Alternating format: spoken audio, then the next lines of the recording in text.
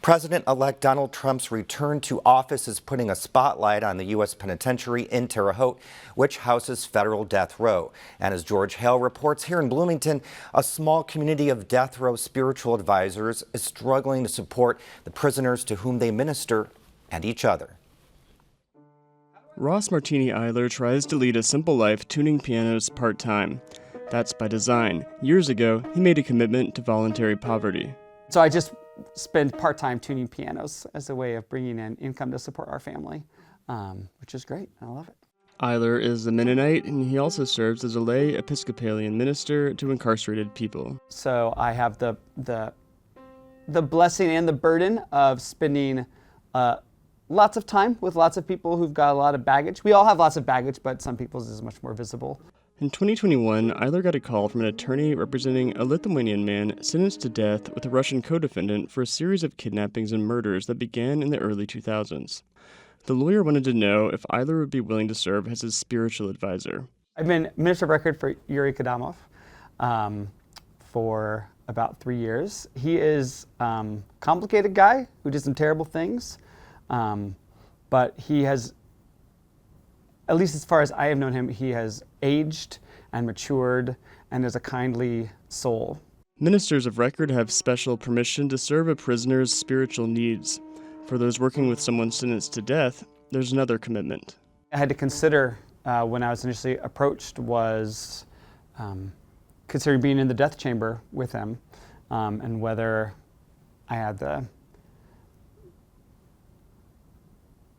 skills and ability to not only survive through that, but be a loving and peaceful presence for him in that moment.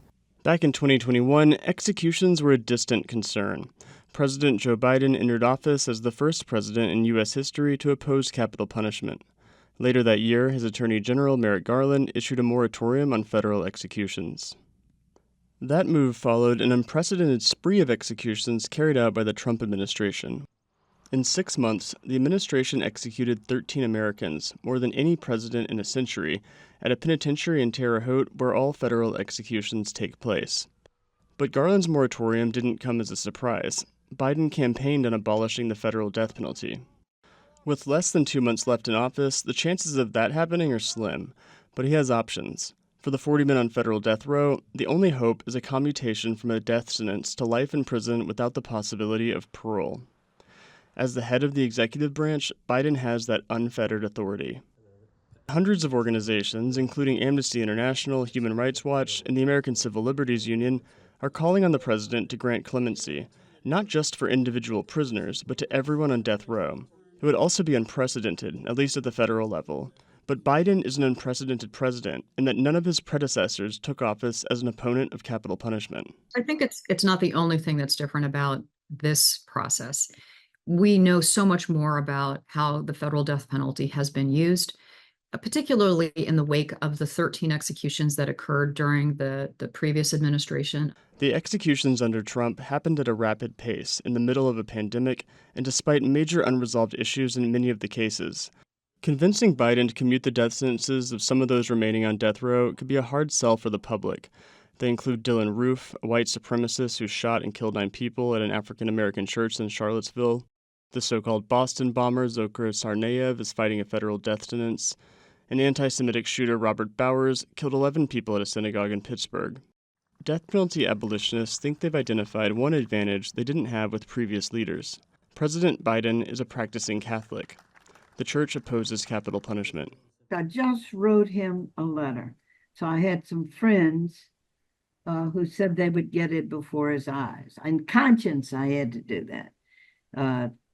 To try to plead with him. Whenever a human being has somebody's life in their hands and they decide if he dies or not, that used to be the divine right of kings. You bring somebody, ask for mercy for the king. And look at that. That is in our system. And he has the power to do that. And that if he doesn't use his power to save life, you know what's going to happen with Trump in there. Yeah. I mean, and so I'm appealing to him. Now is the time. While Prejean and others hope Biden will commute all federal death sentences, attorneys representing individual federal death row prisoners are asking the Department of Justice to review and make recommendations to Biden on commutation. Federal defender Ruth Friedman's office in Washington, D.C. is keeping track of the process. We saw what happened under his last administration. There was an execution spree at the very end. They killed people right up until President Biden's inauguration at the last day they possibly could. Prisoners on federal death row now fear something worse is coming. Call is from a federal prison.